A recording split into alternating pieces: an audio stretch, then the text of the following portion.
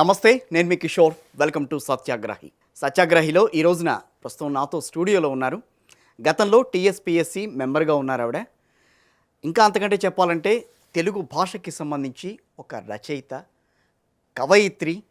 అదేవిధంగా ప్రస్తుతం రాజకీయాల గురించి ఆలోచిస్తే కేసీఆర్ గారికి, అదేవిధంగా బీఆర్ఎస్ పార్టీకి చాలా దగ్గరగా ఉన్నారు. సుమిత్ర ఆనంద్ తానోబా గారు, నమస్తే madam. Welcome to సత్యాగ్రహి. First of all, so ఒక తెలుగు కవయిత్రి, రచన, సాహిత్యం, తెలంగాణ యాసకి మీరు ఎంతో కృషి చేశారు. దాన్ని ప్రాచుర్యంలోకి తీసుకొచ్చే ప్రయత్నం చేశారు. ఏ రకమైన ఇబ్బందులు ఎదురవుతున్నాయి అనే విషయాన్ని కూడా మీరు పైకి తీసుకొచ్చారు.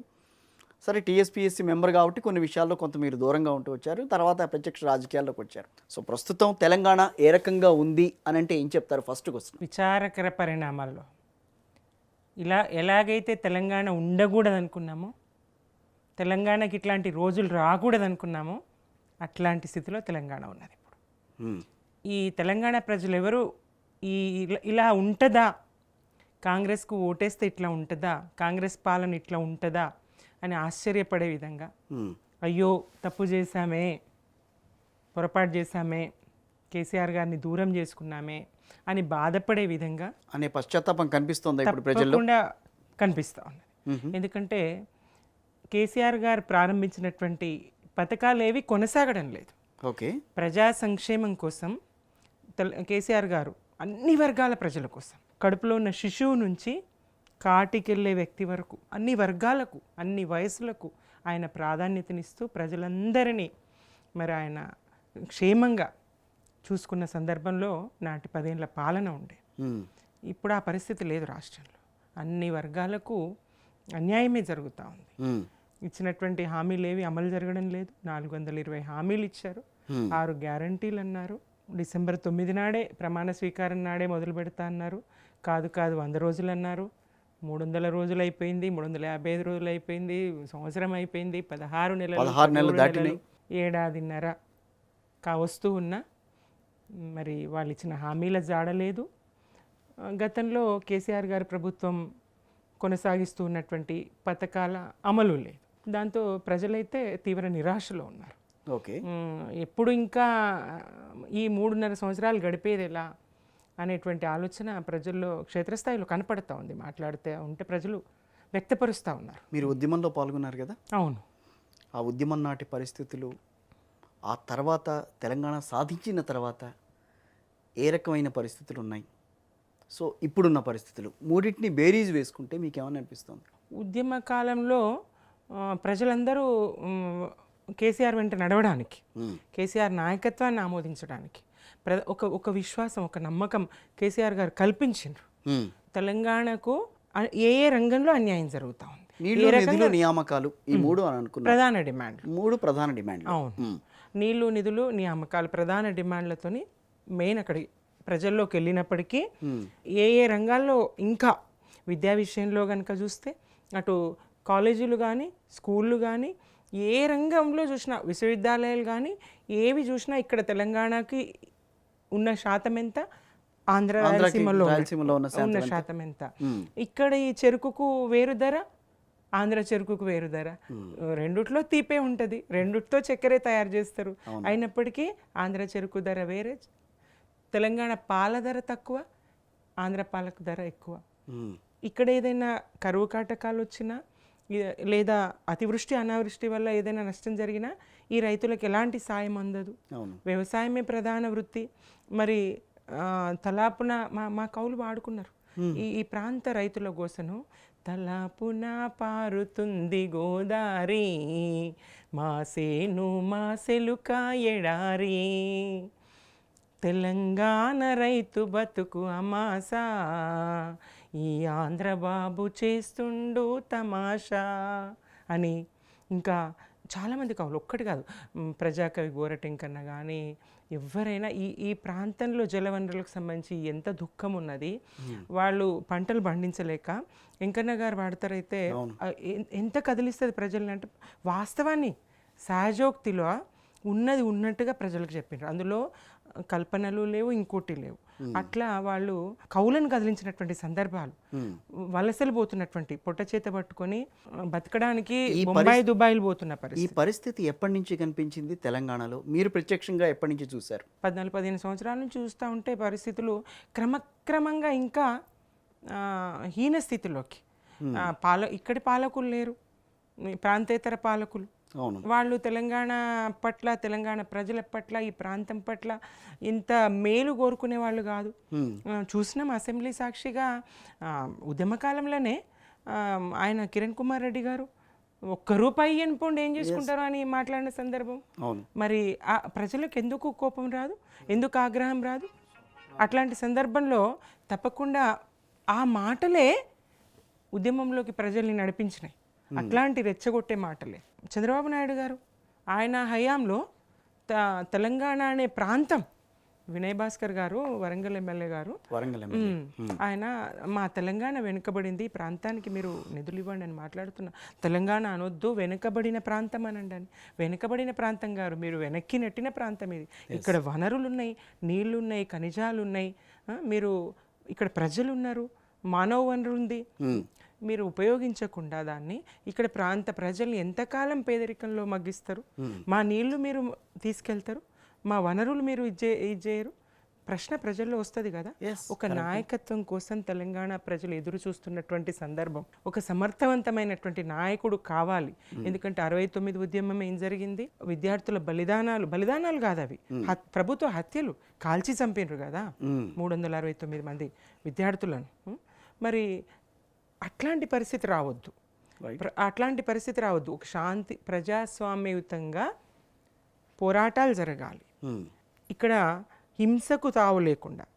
తెలంగాణ వస్తే నక్సలిజం పెరుగుతుంది అంటారు, తెలంగాణ వస్తే తురకల రాజ్యం వస్తుంది అంటారు. ఎన్ని దుష్ప్రచారాలు చేసిండ్రు కేసీఆర్ గారి నాయకత్వం మీద, ఎంత దుష్ప్రచారం అయినప్పటికీ దీన్ని ఒక సుదీర్ఘ పోరాటంగా, తొందరపడకుండా తాత్కాలిక వెంటనే మొక్కబెట్టగానే ఫలాలను ఎట్లయితే ఆశించమో అట్లా ఆయన ఎంతకాలమైన ఓపికతోనే పోరాటం తీసుకుపోవాలి ప్రజల్లోకి. ఓట్ల ద్వారా ప్రజలందరూ పాల్గొనే విధంగా ఉద్యమంలోకి ప్రజలందరూ వస్తే, ప్రజలందరూ రోడ్ల మీదకి వస్తే మరి పొట్టకెట్లా, బట్టకెట్లా?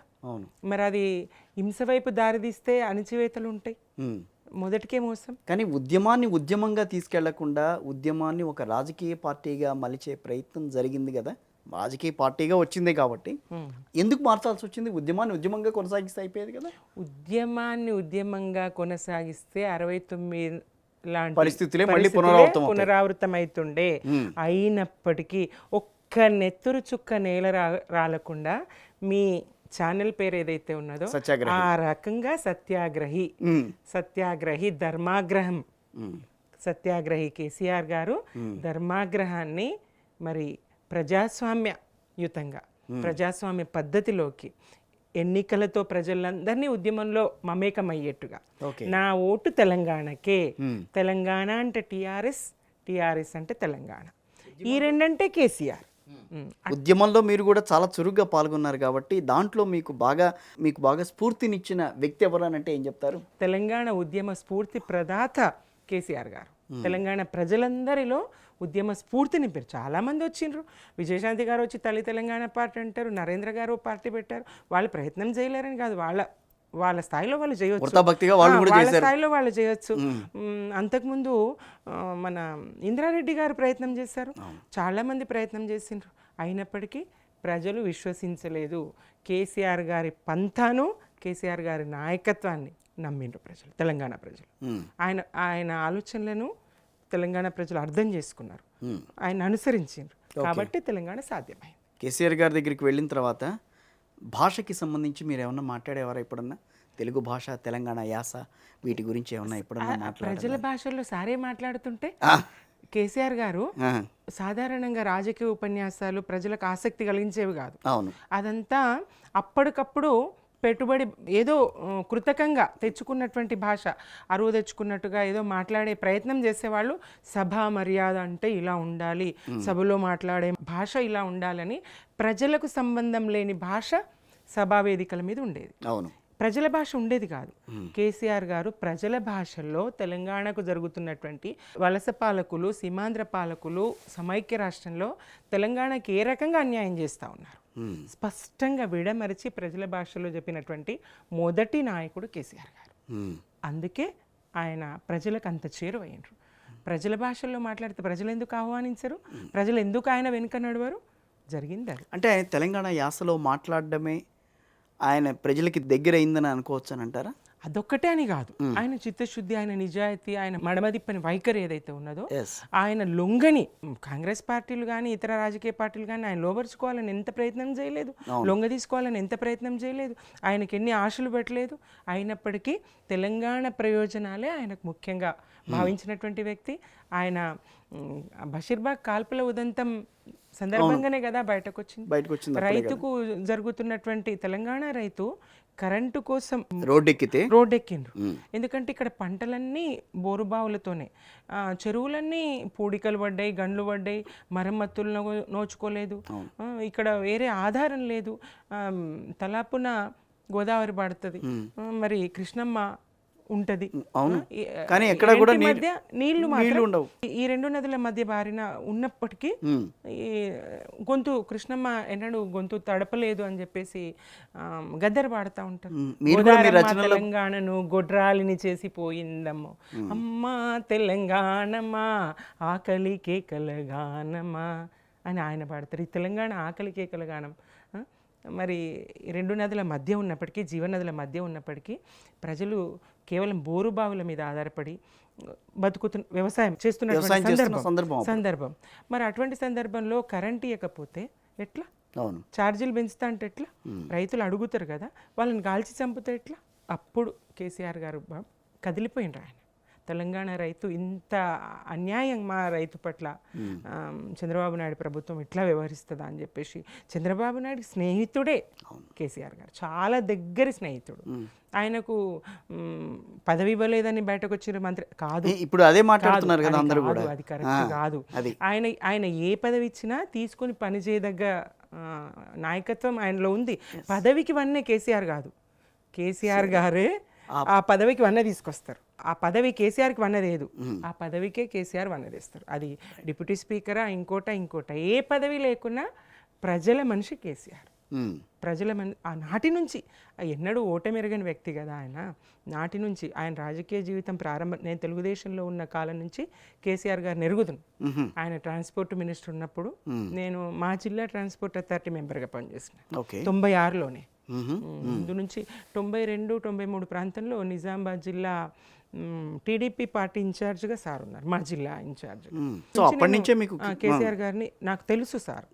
నేను ఆయనకు పెద్దగా తెలియకపోయినా 95 ఆ ప్రాంతం నుంచి నేను కూడా సుమిత్రాన్ని పిలిచే స్థాయిలో గుర్తింపు నేను పనిచేసిన టీడీపీలో కూడా. అట్లాంటి చంద్రబాబు నాయుడు కూడా గుర్తుపట్టేవారు, పిలిచేవారు, అది వేరు విషయం. అయినప్పటికీ ఆయన స్నేహితుడిని కూడా విభేదించి, ముఖ్యమంత్రినే విభేదించి తెలంగాణ ప్రజల ప్రయోజనాలు, తెలంగాణ రైతుల ప్రయోజనాల కోసం ఆయన లేఖ రాయాల్సి వచ్చింది, బయటకు రావాల్సి వచ్చింది, తన పదవులకు రాజీనామా చేయాల్సి వచ్చింది. అది తెలంగాణకు చాలా మేలు చేసింది. దశాబ్ద కాలంలో తెలంగాణ రూపురేఖలు మార్చిండ్రు కదా. ఒక్కసారి భారతదేశం ఇటు తిరిగి చూసేటట్టుగా, కేంద్రం ఆయన పథకాలను అనుసరించేటట్టుగా, ఎంత గొప్ప పాలకులైన వాళ్ళు ఇటు ఒక్కసారి ఔరా అనేట్టుగా 24 గంటల ఉచిత విద్యుత్తు ఎవరన్నా అనుకున్నారా సాధ్యమని? కిరణ్ కుమార్ రెడ్డి గారు పవర్ పాయింట్ ప్రజెంటేషన్లు ఇచ్చిరు కదా, చీకట్లో మగ్గుతారని చెప్పారు కదా. అటువంటిది రైతులకే కాదు, రైతులకేమో 24 గంటల ఉచిత విద్యుత్తు, అన్ని వర్గాలకు కూడా, వ్యాపార వర్గాలకు కూడా, అన్నిటికి కూడా, పరిశ్రమలకు కూడా కోతలు లేనటువంటి, పవర్ హాలిడేలు లేనటువంటి విద్యుత్, మిగులు విద్యుత్. ఎంత గొప్ప విప్లవం అది. అన్ని ఒక విప్లవాత్మకమైన పాలన, కేసీఆర్ గారి పాలన ఒక విప్లవాత్మకమైనటువంటి పాలన. శాంతి భద్రతల సమస్య, నక్సల్స్ వస్తారు, రజాకారులు వస్తారు అని చెప్పేసి ఎంత భయపెట్టాలని చూసిండ్రు. ఇక్కడ ఎంత సుభిక్షంగా, ఎంత శాంతి భద్రతలు, ఎంత క్రైమ్ రేట్ తగ్గింది. బీఆర్ఎస్ పాలనలో క్రైమ్ రేట్ ఎంత తగ్గింది, స్త్రీలు ఎంత సురక్షితంగా ఉన్నారు, షీ టీమ్స్ అయితేనేది, ఇంకోటి అయితేనేది, ఎంత బాగా పనిచేయగలిగినాయి. అట్లాంటి పాలన కదా, అట్లాంటి దార్శనికుడు కదా కేసీఆర్. మీ జీవిత గమనం ఏంటనంటే ఏం చెప్తారు? 89లో మాది ఆదర్శ వివాహం, స్టేజ్ మ్యారేజ్, వరకట్న రహిత సాంప్రదాయ కాదని, ఈ హైందవ సాంప్రదాయము ఇవన్నీ కాదని వర్ధంతి రైతు ఆదర్శం 89లో. ఆనందరావు అప్పటికి 87లో తను కామారెడ్డి డిగ్రీ కాలేజ్ ప్రెసిడెంట్గా చేసిండ్రు. Okay. Kamareddy degree college PDSU జిల్లా ప్రెసిడెంట్గా చేసిండ్రు. సో అట్లా ఆ రకంగా ఒక విప్లవ భావాలు కలిగినటువంటి వ్యక్తి ఆనందరావు. మీరు సుమిత్ర ఆనంద్ అని పెట్టుకోవడానికి కారణం ఏమన్నా ఉందా? కారణం అంటే ఆనందరావుకు అప్పటికి ఉన్నటువంటి పేరు చాలామంది అభ్యంతరం వ్యక్తం చేసిండ్రు. ఎవరైతే ఈ విప్లవ సంస్థల్లో పనిచేస్తున్న వాళ్ళైతేనేది మా అంటే ఓ పక్కనేమో మీరు మహిళా ఉద్యమాల గురించి మీ ఉద్యమం వాటి గురించి ఇప్పటి వరకు చెప్పుకుంటూ వచ్చారు, కానీ మళ్ళీ ఏమో నా వెనకాల మా మొగుడు ఉంటారని చెప్పి చెప్తున్నట్టుగా కనిపిస్తోంది. వెనకాల మొగుడు కాదు, మొగుడు కన్నా ముందు నేనున్నా. సుమిత్రే ముందుంది, ఆనందరావు వెనుకున్నా. నా వెనకాల అంటే మిమ్మల్ని అంటున్నా, మీ వెనకాల నా మొగుడు ఉంటారు. అది సుమిత్ర ఆనంద్గా నేను మార్చుకున్న క్రమంలో నాకు ఎందుకో వసంత కన్నాభిరాన్ పేరు, అట్లాంటి వాళ్ళ పేర్లు విన్నప్పుడు బాగుందనిపించేది. కన్నాభిరాన్ గారి పేరు తను వసంత గారు చాలా గొప్ప వాళ్ళు ఉన్నారు, ఇట్లా పెట్టుకుంటూ ఉన్నారు. ఈ అందాల పోటీలను చూస్తే తెలుస్తుంది కదా, మహిళను ఒక వస్తువుగా ఒక వ్యాపార ఇదిగా మలిచేటువంటి క్రమం. వాళ్ళు అట్లా అనట్లా, దాన్ని అంతర్జాతీయంగా హైదరాబాద్ ఇమేజ్ పెరుగుతుంది దానివల్ల అని అంటున్నారు. ఏ రకంగా ఇమేజ్ పెరుగుతుంది?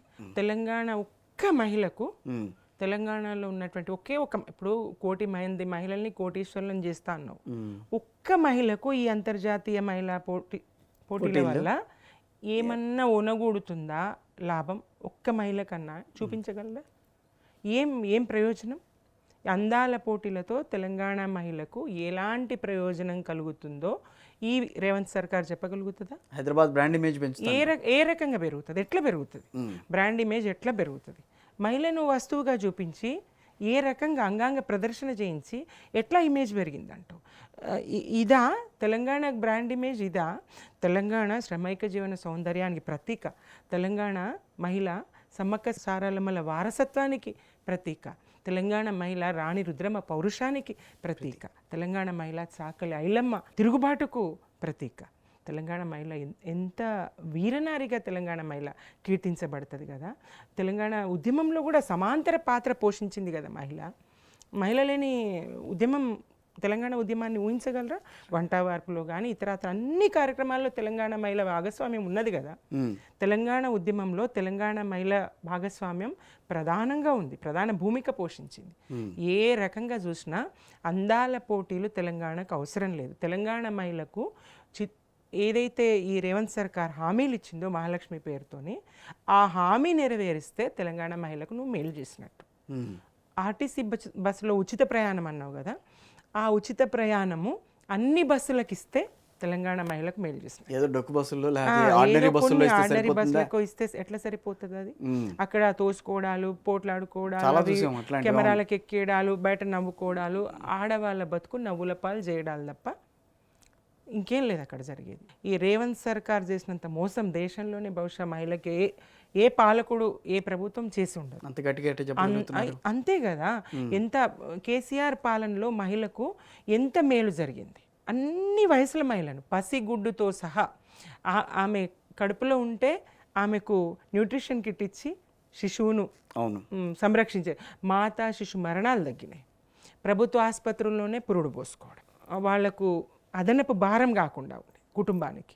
ఆ ప్రసవము అయితే పుట్టింటికో లేదా అత్తింటికో ఒక కాన్పు వాళ్ళు ఒక కాన్పు వీళ్ళు చేయాలనేటువంటి ఒప్పందం ఉంటుంది. ఆడపిల్లకు మొదటి కాన్పు తల్లిగారు చేయాలన్నట్టు. ఆ పెళ్ళికి చేసినటువంటి అప్పే తీరలేదంటే ఈమె మళ్ళీ కాన్పుకి వచ్చింది. ఆ ఖర్చు ఇప్పుడు అంటే సిజేరియన్లు, సెక్షన్లు, దాంతో దాదాపుగా 50 నుంచి 1,00,000 వరకు ఖర్చు మీద పడేది పేద మధ్యతరగతి కుటుంబాలకు. అది ఎంత భారం అది. మరి ప్రభుత్వ ఆసుపత్రుల్లో సుఖప్రసవము, సాధారణ ప్రసవాలు ఎంత బాగుండే. పుట్టగానే ఆ పొత్తిల శిశువును ఏ పాత గుడ్డలోనో చుట్టి రకరకాల ఇన్ఫెక్షన్లతోని బిడ్డ చనిపోయే పరిస్థితి ఉంటుండే. శిశు మరణాల సంఖ్య ఎక్కువ ఉంటుండే. చక్కటి హైజీన్ కిట్టు కేసీఆర్ కిట్ ఇచ్చి పిల్లల్ని చక్కటి బట్టల్లో వాళ్ళకి కావాల్సినటువంటి అన్ని రకాల నవజాత శిశువుకి ఎన్ని రకాల వస్తువులు అవసరమో అన్ని రకాల వస్తువులు అందులో తలతో నూనె, పౌడరు, సబ్బు అన్నీ ఇచ్చి ఎంత సౌకర్యం. ఇంటి దాకా దింపి, పురుడుకు ఆసుపత్రికి తీసుకొచ్చి ఇంటి దాకా దింపి ఎంత చక్కగా ఇవన్నీ అందరికీ అందినాయండి? దాదాపుగా అందరికీ అందరూ ఉపయోగించుకున్నారు. కళ్యాణ లక్ష్మితో ₹1,00,000 తీసుకున్న అమ్మాయి ఆసుపత్రిలో సుఖప్రసవాన్ని కూడా పొందగలిగింది. కేసీఆర్ కిట్టును కూడా తీసుకోగలిగింది. న్యూట్రిషన్ కిట్టును కూడా తీసుకోగలిగింది. బడికి వెళ్ళినటువంటి, అంగన్వాడికి వెళ్ళినటువంటి ఆ శిశువే కేసీఆర్ ఇచ్చినటువంటి అన్ని రకాల ఈ మంచి పౌష్టికాహారాన్ని మహిళల కోసం ఏ రకమైన పథకాలు ఏవైతే రూపొందించారో అవన్నీ కూడా మహిళలకి అందగలిగినాయి. ఎవరు గుర్తించిండ్రు? మహిళని ఎవరు గుర్తించిండ్రు? ₹1,00,000 పుట్టింటి వాళ్ళు తల్లిగారి నా బిడ్డ పెళ్లి చేస్తున్న అన్న తమ్మి నువ్వు ఏం సాయం చేస్తావురా అంటే ఏం లేదు, నా పరిస్థితి ఏం బాగలేదు, నేనే బొంబాయి పోతున్నా, నేనే దుబాయ్ పోతున్నా, పంటలు ఎండిపోయినాయి, బోర్ ఎండిపోయింది అని రకరకాల సాకులు చెప్పే పరిస్థితులు ఉంటుండే. అటువంటిది కేసీఆర్ గారు మేనమామలాగా ₹1,00,000 ఇచ్చి పెళ్ళికి సహాయపడ్డాడు కదా, ఎంత గొప్ప ఇది. అట్లాగే కాన్పు చేయించిండు, పురుడు పోయించిండు, విద్యను అందించిండు, గురుకులాలు పెట్టిండు ఆడపిల్లలకి. స్కూల్కి వెళ్ళినటువంటి విద్యార్థినులకు కూడా, హై స్కూల్ విద్యార్థినులకు హైజీన్ కిట్లు ఇచ్చిండు. గురుకులాలు, పాఠశాలలు, విద్య, వైద్యం ఒక్కటి కాదు, షీ టీమ్స్తోని రక్షణ, భయం లేనటువంటి వ్యవస్థ, చాలా బాగుండే పాలన. కేసీఆర్ గారు ఒంటరి మహిళను ఎవరు గుర్తించిండ్రు? ఒంటరి మహిళకు కేసీఆర్ గారు 2,000 పెన్షన్ ఇచ్చిండ్రు. ఒంటరి మహిళ అంటే సమాజంలో చిన్న చూపు. సమాజం ఒంటరి మహిళను వేధించినంతగా ఇంకెవరిని వేధించదు. అటువంటిది ఆమెకు తన కాళ్ళ మీద తాను నిలబడేటట్టుగా 2,000 ఇచ్చి సాయంగా. అలాగే బీడీ పరిశ్రమ మూతపడుతున్నటువంటి సందర్భంలో బీడీ కార్మికులకు, మహిళలకి 2,000 పెన్షన్ ఇచ్చి. ఇప్పుడు మీరు ఉద్యమాల గురించి మాట్లాడుతున్నారు. ఉద్యమాల దగ్గర నుంచి నీళ్లు, నిధులు, నియామకాలు అంటే ఉద్యోగాలు ఇచ్చే స్థాయికి మీరు ఎదిగారు. ఎలా అనిపించింది ఆ టైంలో మీకు? మీ జర్నీ ఏ రకంగా సాగిందని అంటే ఏం చెప్తారు అక్కడ? చాలా గొప్ప ప్రయాణం. సార్ కేసీఆర్ గారు గుర్తించిండ్రు ఒక ఉపాధ్యాయ ఉద్యమ నేతగా. ఉపాధ్యాయురాల కంటే ముందు తెలుగుదేశంలో కానీ ప్రజా ఉద్యమాలతోని సంబంధం ఉన్న వ్యక్తి. తర్వాత ఉపాధ్యాయురాలిగా ఉపాధ్యాయ సంఘాల రాష్ట్ర ఉపాధ్యక్షురాలు కూడా నేను చేసిన. మా ఉపాధ్యాయ సంఘం అయినటువంటి ఏపీటీఎఫ్ నాడు తీర్మానం చేయలేదు తెలంగాణ కోసం. ఇది వామపక్ష ఉపాధ్యాయ సంఘం, భావజాలం ఎక్కువగా వామపక్ష ఉపాధ్యాయ సంఘం అయినప్పటికీ తెలంగాణ ప్రజల ఆకాంక్షను అర్థం చేసుకోలేదు. తెలంగాణ కొరకు తీర్మానం చేయలేదు. వెంటనే మేము విభేదించినాం. మా సంఘపు ఆస్తులు బోనిగాక, రిజిస్ట్రేషన్ బోనిగాక, సంఘపు భవనం బోనిగాక బయటకు వచ్చినాం. మేము టీటీఎఫ్గా, తెలంగాణ టీచర్స్ ఫెడరేషన్గా వేరుపడ్డాం. ఒక కొత్త సంస్థను ప్రారంభించుకున్నాం, ఉపాధ్యాయ సంఘాన్ని. టీటీఎఫ్ రాష్ట్ర ఉపాధ్యక్షురాలుగా ఉండి ఉపాధ్యాయ జేఏసీకి ప్రయత్నం చేసిన వ్యక్తిని. అలాగే రచయితల వేదికలు కూడా చేశారు. ఇవన్నీ సారు సుమిత్రేంటి ఎలా పనిచేస్తుంది చూశారు. చాలా సునిశ్చితమైనటువంటి దృష్టి కేసీఆర్ గారు. ఓకే, క్షేత్రస్థాయిలో ఎవరే పని చేస్తూ ఉన్నారు ఇప్పటికీ పరిశీలిస్తారు ఆయన. అందరూ ఫామ్ హౌస్లో ఉన్నావు, ఫామ్ హౌస్లో, అది ఫామ్ హౌస్ కాదు, అది వ్యవసాయ క్షేత్రం. ఆయనకు వ్యవసాయం, కేసీఆర్ గారికి వ్యవసాయం అంటే చాలా ఆసక్తి. వ్యవసాయదారులన్నా, వ్యవసాయం అన్నా చాలా ఇది. దాంతోనే కదా ఆయన బయటకు వచ్చిండ్రు. ఆ రైతుల మీద కాల్పులతోనే కదా ఆయన బయటకు వచ్చిండ్రు. స్వయంగా అక్కడ ఉండి పంటల పర్యవేక్షణ చేస్తారు. ఉదయం సాయంత్రం పంట చేలో ఉరాల వెంట నడుస్తారు ఆయన. అది కోరుకుని అక్కడ ఉంటారు. ఇది తెలియనటువంటి ఒక 72 ఏళ్ల వ్యక్తి, వ్యవసాయం మీద ఆసక్తి ఉన్నటువంటి, ఇంట్రెస్ట్, శ్రద్ధాసక్తులు ఉన్నటువంటి వ్యక్తి, అభిరుచి కలిగినటువంటి వ్యక్తి, ఆయన పంటలు పండిస్తూ ఉంటే అభినందించాల్సింది పోయి ఫామ్ హౌస్లో ఉన్నావు ఇట్లా మాట్లాడుతూ ఉంటే చాలా బాధ అవుతుంది. ఇదేనా వీళ్ళ సంస్కారం అనిపిస్తుంది. ఆ పెద్ద మనిషిని, 72 ఏళ్ళ పెద్ద మనిషిని పట్టుకొని, అదే మన విందు విలాసాల క్షేత్రమా, అక్కడ ఇంకెవరన్నా ఉన్నారా? భార్యాభర్త వాళ్ళిద్దరు ఉన్నారు, అక్కడ వ్యవసాయం చేయించుకుంటున్నారు.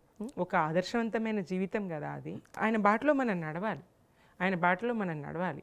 వ్యవసాయాన్ని అందరూ చీదరించుకొని బయటకు వస్తున్నటువంటి సందర్భంలో వ్యవసాయాన్ని అంటిపెట్టుకొని ఉండడం, అన్నదాతగా ఆయన ఉండడం గొప్ప విషయం కదా. తెలంగాణ తల్లి విగ్రహం మార్పు, తెలంగాణ రాష్ట్ర గీతం మార్పు, ఈ రెండు కాంగ్రెస్ ప్రభుత్వం వచ్చిన తర్వాత జరిగినాయి. సో తెలంగాణ తల్లి అంటే ఏ రకంగా ఉండాలి, పలువురికి ఆదర్శంగా నిలవాలని చెప్పి కేసీఆర్ గారు రూపొందించిన విగ్రహాన్ని మార్చారు. అట్లాగే ఆ గేయాన్ని కూడా మార్చుకుంటూ వచ్చారు. సో ఆ రెండు పరిణామాలు జరిగిన తర్వాత ఏమని అనిపించింది మీకు? తెలంగాణ గేయము అందశ్రీ గారు రాసింది. కేసీఆర్ గారు దాన్ని రామకృష్ణ గారితో పాడించి ప్రజల్లోకి విస్తృత ప్రచారం తీసుకెళ్ళారు. క్షేత్రస్థాయిలోకి ఆ గీతాన్ని తీసుకుపోగలిగారు. ప్రతి బడి నాటి ఉద్యమ కాలంలోనే సమైక్య రాష్ట్రంలోనే తెలంగాణలో ఉన్నటువంటి ప్రతి బడి ఆ గీతాన్ని పాడుకున్నది ప్రార్థన సమావేశాలు. జయ జయ హే తెలంగాణను అంతలా మొదటి తరగతిలో ఉన్నటువంటి నా బిడ్డ కూడా పాడగలిగేది. అప్పుడు ఫస్ట్ క్లాస్లో ఉన్న నా పాప కూడా, మహతి కూడా ఆ గీతాన్ని పాడగలిగేది. ఎందుకంటే ప్రతిరోజు ప్రార్థనలో విని విని పాడి పాడి నాతో పాటు బడికి వచ్చేదన్నమాట. ఓకే. అట్లా ఫస్ట్ క్లాస్ పిల్లల నుంచి 5-6 ఏళ్ళ పిల్లల నుంచి ప్రతి పిల్లలకి, పెద్దలకి, అందరికీ జయ జయ తెలంగాణ నోటికి వచ్చిన సందర్భం కేసీఆర్ గారు రామకృష్ణ గారితో చేయించినటువంటి ఆ పాట ఏదైతే. అవును. అయితే దాన్ని కొద్దిపాటి మార్పులు చేర్పులకు అప్పుడైతే చేసి కేసీఆర్ గారు 2 చరణాలను దానికి చేర్చి చేయించారు. దాన్ని ఏదైతే ప్రభుత్వం వచ్చిన తర్వాత ఆ గీతాన్ని మనం మళ్ళీ ఇచ్చేద్దామన్న క్రమంలో దానికి ఇంకా అదనంగా చరణాలను చేరుద్దామని రచయిత కవి అందశ్రీ గారికి ప్రభుత్వానికి మధ్యలో చిన్న ఇది రావడం, అది అట్లా ఆగిపోవడం. ఓకే. యథాతథంగా కొనసాగించలేని పరిస్థితుల్లో అది అట్లా ఆగిపోవడం. అయినప్పటికీ ప్రతి బడిలో అది కొనసాగుతూనే ఉంది, పాడుతూనే ఉన్నారు. వచ్చిన ఇబ్బంది ఏం లేదు, పాడుకుంటూనే ఉన్నారు. అయినప్పటికీ అదేదో కొత్తగా చేసినట్టుగా, ఆ గీతాన్ని ఏదో కొత్తగా ప్రకటించినట్టుగా ఆయనతో చేయించారు కీరవాణి గారితో. అది ఎంత చేయించినా రామకృష్ణ గారు పాడిందే ప్రజల్లో ఉంది. కీరవాణి గారు పాడింది ఇంతవరకు కాంగ్రెస్ సభలో సమావేశాల్లో ఒకటి మేడం, బయట అనుకుంటున్న దాన్ని బట్టి తెలంగాణకి సంబంధించి మ్యూజిక్ డైరెక్టర్లు లేరా, ఆయన చేత ఎందుకు చేయించారు, ఆయన చేత ఎందుకు పాడించారు అని చెప్పి చాలామంది మాట్లాడుతున్నారు. సో దానికి ఏం చెప్తారు ఆ విషయంలో, నిజమేనా? అవును, అనుకున్నారు, చాలామంది అనుకున్నారు. తెలంగాణ ప్రాంత కవి రాసింది, తెలంగాణ ప్రజలు వాడుకుంటున్నది, నోటిపాట అయిపోయింది, కీరవాణి గారితో ఎందుకు చేయించాల్సి వచ్చింది అనేటువంటి చర్చ అయితే వచ్చింది. ఏది ఏమైనా అది ప్రజల్లోకి అయితే వెళ్ళలేదు. కాంగ్రెస్ సభలు సమావేశాల్లో కూడా ఆ పాట ఏదైతే ఆ గీతం పెట్టేటువంటి పరిస్థితి, పాడించే పరిస్థితి అయితే జరగలేదు. కానీ తల్లి విగ్రహాన్ని ఇది కూడా తిమ్మకాలంలో తెలంగాణ తల్లి కేసీఆర్ గారు రూపొందించింది కాదు. నిపుణులు వాళ్ళు కూర్చొని, అందరు కూర్చొని ఎట్లుంటే బాగుంటుంది ఏంటి అని తెలంగాణ తల్లి రూపశిల్పి ఇట్లా చేసినటువంటి పరిస్థితి. కేసీఆర్ గారే ఇట్లుండాలని చెప్పినటువంటి ఇది కాదు, వ్యక్తిగా తీసుకున్న నిర్ణయం కాదు కేసీఆర్ గారు. ఆ విగ్రహాలను ఊరూరా నెలకొల్పుకున్నాం నాడు. ఆ తెలంగాణ తల్లి అంటే ఒక దేవతామూర్తి, ఒక మాతృమూర్తి. తల్లినే మాతృదేవత అంటారు కదా. ప్రతి తల్లిలో దైవత్వాన్ని చూసేటువంటి నేల, తల్లినే దైవ స్వరూపంగా భావించేటువంటి నేల. ఎందుకు దైవత్వం ఉండద్దు, ఎందుకు నగలు ఉండద్దు? తెలంగాణ ఆయన ఎవరు గద్దరు పాడతారు కదా, బోసి మెడతో బొల్లు నేర్చినది అమ్మ తెలంగాణమ్మ అని చెప్పేసి. తెలంగాణ తల్లి బోసి మెడతో ఉండకూడదు, ఏడవకూడదు, దుఃఖంగా ఉండకూడదు. మాతృ రూపము. ఎందుకు నగలు ఉండకూడదు, ఎందుకు కిరీటం ఉండకూడదు? ఒక దైవత్వాన్ని ఆపాదించుకుని మనం గౌరవిస్తున్నప్పుడు ఒక విగ్రహాన్ని ఏర్పాటు చేసుకున్నామంటేనే సాధారణం కాదని. అంతే కదండి. సాధారణ మహిళలకో, సాధారణ ఎవరికో, కోట్ల మంది ఉన్నాం, మన 4 కోట్ల మందికి విగ్రహాలు పెట్టరు కదా. అందరికి విగ్రహాలు పెట్టరు, అందరికి పైన తొడగరు కదా. విగ్రహం పెట్టిందంటే ఏదో ఒక ప్రత్యేకత ఉంటేనే. ఆ ప్రత్యేకత సాధారణం ఎందుకు కావాలి? మరి రేవంత్ రెడ్డి గారు పెట్టినటువంటి తెలంగాణ తల్లి ఒక్క తల్లే ఉండిపోయింది కదా. ఇంకెక్కడైనా రాష్ట్రంలో నెలకొల్పిండ్రా? లేదు. మరి రాష్ట్రంలో ఇదివరకు ఉన్న తెలంగాణ తల్లిని ఏం చేస్తావు? ఆ తల్లికి దండేయకుండా ఎట్లా ఆపుతావు? మీరు కేసీఆర్ గారు అంటే అంత ఇదిగా చెప్తున్నారు కదా, 1,00,000 ఉద్యోగాలు ఇస్తున్నామని చెప్పని అన్నారు. నిజంగా భర్తీ చేయగలిగారా? ఎన్ని లక్షల ఉద్యోగాలు ఇచ్చారని చెప్పి మీరు చెప్పగలరు? 1,60,000 ప్రభుత్వ ఉద్యోగాలు ఇచ్చిండ్రు, ఖచ్చితంగా చెప్పగలను. లెక్కలు పత్రాలతో చెప్పగలను. ఎందుకంటే నేను ఈ క్వశ్చన్ ఎందుకు వేస్తున్నానంటే, మీరు టీఎస్పీఎస్సీలో మెంబర్గా ఉన్నారు కాబట్టి అడుగుతున్నా. ఇంకొకటి, కొత్త రాష్ట్రం అయినప్పటికీ 2 సంవత్సరాల కరోనా కష్టకాలం ఉన్నప్పటికీ రాష్ట్రపతి ఉత్తర్వులు ఏదైతే మా నీళ్లు నిధులు నియామకాలు అన్నామో, మా కొలువులు మాకు కావాలన్నామో, మా కొలువులు మాకు దక్కడానికి, తెలంగాణ కొలువులు తెలంగాణ బిడ్డలకే దక్కడానికి ఏ రాష్ట్రంలో లేని విధంగా 95% గ్రూప్ 1 తెలంగాణ బిడ్డలకు వచ్చే విధంగా రాష్ట్రపతి ఉత్తర్వులు తేవడానికి కొంతకాలం అట్లా కరోనా కారణంగా కొంతకాలం, కొత్త రాష్ట్రమై కొంతకాలం అయినప్పటికీ ఎంత 1,60,000 పైచిలుకు ప్రభుత్వ ఉద్యోగాల్ని ప్రభుత్వం భర్తీ చేయగలిగింది. రేవంత్ రెడ్డి గారు ఏం చెప్పిండ్రు? 1 సంవత్సర కాలంలోనే 2 లక్షల ఉద్యోగాలు భర్తీ చేస్తా అని చెప్పిండ్రు. ఆయన మాటకు మాత్రమే చెప్పలేదు. రాహుల్ గాంధీ గారిని తీసుకొచ్చి అశోక్ నగర్లో విద్యార్థుల చెంత కోచింగ్ సెంటర్ల దగ్గర విద్యార్థులతో పాటు కూర్చోబెట్టి ఛాయ్ తాగించి ఆయనతో చెప్పించాడు. రాహుల్ గాంధీ గారితో చెప్పించారు. అవును, 2 లక్షల ఉద్యోగాలు ఏడాది కాలంలో భర్తీ. కానీ 2 డిఎస్సీలు వేశారండి అప్పుడు. 10 ఏళ్ల పాలనలో 2 డిఎస్సీలు మాత్రమే వేశారు. కారణం ఏంటి? డిఎస్సీలు ఎన్ని వేశారు అనేది కాదు ప్రశ్న. 1000కి పైగా గురుకులాల్లో ఎన్ని నియామకాలైన ఉపాధ్యాయ నియామకాలు? ప్రచారం తక్కువ, పని ఎక్కువ, ప్రచారం తక్కువ. కేసీఆర్ గారి పాలన చేసిన పనికి ఎలాంటి ప్రచారం లేదు. ఎందుకు అడగాల్సి వస్తుందంటే నియామకాలన్న మెయిన్ కాజు మీద నియామకాలు ఇక్కడ జరిగే తెలంగాణలో జరిగే నియామకాలు తెలంగాణ వాళ్ళకే చెందాలి అని చెప్పి ఒక క్లాస్ పెట్టుకుని తెలంగాణ వాళ్ళకి ఉద్యోగాలు కల్పించాలనే క్లాస్ పెట్టుకుని తెలంగాణ సాధించినప్పుడు దానికి తగ్గట్టుగా ఇవ్వగలిగారా? రాష్ట్రపతి ఉత్తర్వులు కూడా 95% గ్రూప్ 1 ఉద్యోగాలు అంతే కదా, తెలంగాణ ప్రజలకే ఆ రకంగా ఇవ్వగలిగారా అనేది క్వశ్చన్ ఇక్కడ. ఆ ప్రయత్నం జరుగుతుంది చరిత్రలో ఎన్నడూ లేని విధంగా. గ్రూప్ 1, గ్రూప్ 2, గ్రూప్ 3, గ్రూప్ 4 ఒకే సంవత్సరంలో నోటిఫికేషన్లు ఇవ్వగలిగినాం, అనేక నోటిఫికేషన్లు ఇవ్వగలిగినాం. ఆ దిశలో ప్రయత్నం వేగవంతం అవుతున్న సందర్భంలోనే అది ఎన్నికల సంవత్సరం. ఓకే, విచారకరం ఏంటంటే అది ఎన్నికల సంవత్సరం. ఆ ఎన్నికల సంవత్సరంలో ఎవరైతే కేసీఆర్ గారి మీద ఆగ్రహంగా వాళ్ళు అడిగిన పదవులు ఇవ్వలేదనో, వాళ్ళని గుర్తించలేదనో, వాళ్ళు వివిధ రంగాల్లో వాళ్ళు సరైన పనితీరు లేక వాళ్ళని మందలించిండ్రనో, ఆకునూరి మురళి లాంటి వాళ్ళు, కోదండరాం లాంటి వాళ్ళు, వీళ్ళంతా నిరుద్యోగులను రెచ్చగొడుతూ ప్రసంగాలు చేస్తూ అశోక్ నగర్ వెళ్ళి వ్యతిరేక పాఠాలు బోధిస్తూ నిరుద్యోగులను రెచ్చగొట్టే ప్రయత్నం. వీళ్ళే కోర్టుకు పోతారు, వీళ్ళే ఆపుతారు, వీళ్ళే నిరుద్యోగుల పక్షాన నిలబడతారు. మళ్ళీ ఈ బల్మూరి వెంకట్, ఈ రేవంత్ రెడ్డి గారు ఎన్ని ఉద్యోగాల ప్రక్రియలను ఆపలేరు, ముందుకు పడకుండా చూడలేరు, గ్రూప్ 1కి ఎన్నిసార్లు అడ్డుపడలేరు.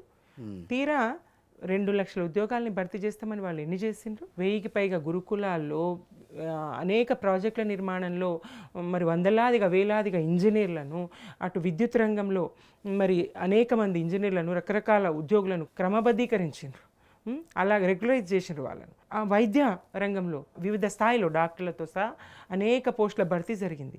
వైద్యం ఎంత చక్కగా బస్తీ దవాఖానాల నుంచి మొదలు పెడితే అన్ని ఆసుపత్రులు కూడా వైద్య సదుపాయాలను ఎంత చక్కగా అందించగలిగినాయి. ఒక్క రంగం అని కాదు, విద్య, వైద్యము, నీటిపారుదల, రోడ్లు, భవనాలు, అన్ని రంగాల్లో కూడా విశేషమైన కృషి, పనితీరు జరిగింది. ఉద్యోగ నియామకాలు కూడా 1,60,000 పైచిలకు ఉద్యోగాలు జరిగినాయి. కాకపోతే అవి అన్నీ కూడా సిస్టమ్ ద్వారా, వ్యవస్థ ద్వారా భర్తీ అయినాయి. రేవంత్ సర్కార్ ఏం చేసిండు? కానిస్టేబుల్ కొలువు కాగితం కూడా ఆయన చేయి నుంచి మేమే ఉద్యోగం పెట్టి, మేమే పరుగు, ఇతరాతర ఫిజికల్ టెస్టులు, అన్ని టెస్టులు బీఆర్ఎస్ ప్రభుత్వం చేసింది. ఈయన వచ్చి ఆ నియామక పత్రం చేతిలో పెట్టి ఇగో నేను కొలువు ఇచ్చిన అని చెప్పిండు. మరి అట్లా బీఆర్ఎస్ పాలనలో 10 ఏళ్ల పాలనలో ముఖ్యమంత్రి ఒక్క ఉద్యోగపు కాగితం అన్న చేయి నుంచి ఇచ్చిండ్రా? అది ఆయన ప్రచారం చేసుకుంటున్నారు అంతే. జరిగింది అదే. పని చేసింది బీఆర్ఎస్ ప్రభుత్వం, ప్రచారం చేసుకుంటుంది కాంగ్రెస్ ప్రభుత్వం. ప్రతి పనిని కూడా బీఆర్ఎస్ చేసిన నిర్మాణాలన్నీ వీళ్ళు పోయి రిబ్బన్లు కత్తిరిస్తారు, మేమే చేసినామంటారు. మొన్న మంత్రి గారు జిల్లాకు మెడికల్ కాలేజ్ నిర్మాణం చేసినామని చెప్తున్నాం. ఎంత విచిత్రం, ఎంత విడ్డూరమో. అప్పుడే అయినాయి కదా. డబుల్ బెడ్రూమ్ ఇళ్ళకి అన్ని రంగు మార్చి ఇందిరమ్మ ఇళ్ళు అని చెప్పడం, ఆ ఇండ్లు మేమే ఇస్తున్నామని చెప్పడం, ఫలానా వాళ్ళకి ఇచ్చినామని చెప్పడం, అన్ని రకాలుగా బీఆర్ఎస్ చేసినటువంటి నిర్మాణాలు, ప్రాజెక్టుల నిర్మాణంతో సహా, డబుల్ బెడ్రూమ్ ఇళ్ళతో సహా అన్నీ కూడా వీళ్ళు ఇప్పుడు కొన్ని రిబ్బన్లుగా తెరిచి మేము చేసినామని చెప్పి. గతంలో ఒకసారి అనుకుంటాను, ఢిల్లీ ముఖ్యమంత్రి అరవింద్ కేజ్రీవాల్ ఇట్లాగే స్కూళ్ళలో కొత్తగా స్కూల్స్ స్థాపించిన తర్వాత కేసీఆర్ గారు అక్కడికి వెళ్ళటం, ఆ స్కూల్స్ చూసి రావడం అనేది జరిగింది కదండి. సో ఆ నమూనా తీసుకుని ఇక్కడ చేయాలన్న ఆలోచన, లేకపోతే ఇక్కడ నమూనాను అక్కడ వాళ్ళు అమలు చేశారని చెప్పని అనుకోవాలా? ఏ రకంగా చూడాలి దాన్ని? కేసీఆర్ గారు అధ్యయనశీలి, ప్రతిదీ ఆయన చూస్తూ ఉంటారు. ఇంకా మెరుగైన ఫలితాలను ఎట్లా ప్రజలకి తీసుకురావాలి, ప్రజలకు అందివ్వాలి, మెరుగైనటువంటి విద్యా విధానం ఎట్లా, ఏ శాఖ ఏది చూసినా ఒక రంగం అని కాదు, ఆయన దృష్టి పడిందంటే తప్పకుండా దాన్ని ఆయన అధ్యయనం చేస్తారు, ఇక్కడ అమలు చేయాలని చూస్తారు. కాళేశ్వరం ప్రాజెక్టుకు సంబంధించి మీ అభిప్రాయం ఏంటి? మీకు వ్యవసాయమే చేత కాదు, మీరు వరి పండించడం రాదు అని ఎక్కిరించినటువంటి ఆంధ్ర వలస పాలకులకు పంజాబ్ను తలదన్ని వరి పండించిన చూపించిన రాష్ట్రంగా తెలంగాణ ఎదగడానికి కాళేశ్వరమే కదా. ఎంత వేగంగా 4 సంవత్సరాల కాలంలో ప్రపంచ స్థాయి రికార్డు నెలకొల్పిన ప్రాజెక్ట్ అది. ఎత్తిపోతలతో నిర్మాణమైనటువంటి ప్రాజెక్ట్ కాళేశ్వరం. నిన్న సుప్రీంకోర్టు ప్రశంసలు కురిపించింది ఆ ప్రాజెక్టు మీద. ఈ దుష్ప్రచారాలు వాళ్ళ ఎన్నికల విజయానికి కారణమైనయో అవుతుందనో ఏ రకంగా ప్రతి అంశం కేసీఆర్ గారు చేసినటువంటి ఒక్క పనిని ఈ కాంగ్రెస్ ప్రభుత్వం కానీ రేవంత్ కానీ మెచ్చుకున్న సందర్భం నేను ఇంకొక మాట అంట, చెప్పండి. ఇది ప్రతిపక్షాల మెప్పు కోసం కాదు, ప్రజల కోసం అని చెప్పి బీఆర్ఎస్ కూడా చెప్పుకోలేకపోయింది. ప్రతిపక్షాల మెప్పు కోసం కాదు, ప్రజల కోసమే. ఏ పని చెప్పుకోలేకపోయింది, చేసినా ఉద్యోగాలు ఇచ్చినా చెప్పుకోలేకపోయింది, ప్రాజెక్టుల నిర్మాణం చేసినా చెప్పలేకపోయింది, సంక్షేమ పథకాలు చేసినా చెప్పలేకపోయింది, 24 గంటల ఉచిత విద్యుత్ ఇచ్చినా చెప్పుకోలేకపోయింది, నాణ్యమైన విద్యను అందించినా చెప్పుకోలేకపోయింది, గురుకులాలను ఏర్పాటు చేసినా చెప్పుకోలేకపోయింది. ఒక్కటని కాదు కదా, ఈ ప్రజలు గుర్తిస్తారు అనుకున్నది కానీ ప్రచారం అనవసరమా? గుర్తిస్తుందని ప్రచారం అనవసరమా? ప్రచారం కోసం సమయం వృధా చేయలేదు. ఇది నవజాత శిశువు, ఒక పసికూన తెలంగాణ. కేంద్రం సహకారం లేదు తెలంగాణకు, బీజేపీ సహకారం లేదు తెలంగాణకు, మోడీ వ్యతిరేకులు తెలంగాణకు. ఎన్ని సందర్భాల్లో తెలంగాణ మీద అక్కసు వెలగక్కలేదు ఆయన మోడీ గారు? ఒక్క సందర్భంలోనన్నా, ఒక్క మాటనన్నా తెలంగాణకు అనుకూలంగా మాట్లాడింది చూపించగలరా ఈ 8 మంది ఎమ్మెల్యేలు కానీ, ఎంపీలు కానీ, బీజేపీ నాయకులు కానీ, కార్యకర్తలు కానీ? మోడీ గారికి తెలంగాణ అంటే నిలువెల్లా తేళ్లుచెర్లు వాకుతాయి, స్పష్టం. ప్రతి సందర్భంలో ఆయన తెలంగాణను వ్యతిరేకించాడు. తలుపులు మూసి ఇచ్చిండ్రని ఒకసారి అంటాడు, తల్లిని చంపి బిడ్డను బతికిచ్చిండ్రని ఒకసారి అంటాడు, చీకట్లో ఇచ్చిండ్రని ఒకసారి అంటాడు, అసందర్భంగా మాట్లాడతాడు. కర్ణాటక పోతాడు, అక్కడ తెలంగాణ అంశం మాట్లాడతాడు.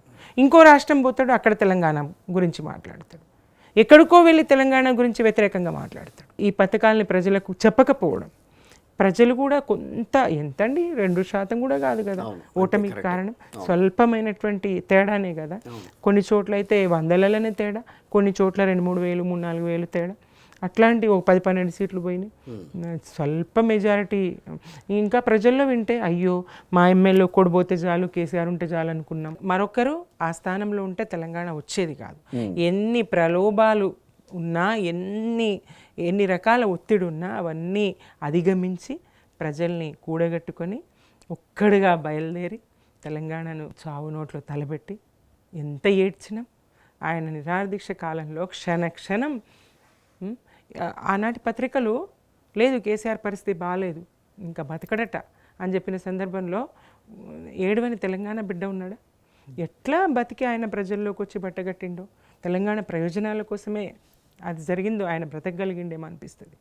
10 ఏళ్లలో ఎంత ప్రగతి, ఎంత అభివృద్ధి, ఎన్ని ప్రాజెక్టుల నిర్మాణం, ఎన్ని బడుల నిర్మాణం, ఎన్ని మెడికల్ కాలేజీల నిర్మాణం, కొత్త జిల్లాలు, కొత్త మండలాలు, కొత్త గ్రామ పంచాయతీలు, రోడ్లు, భవనాలు, ఎన్ని వసతులు.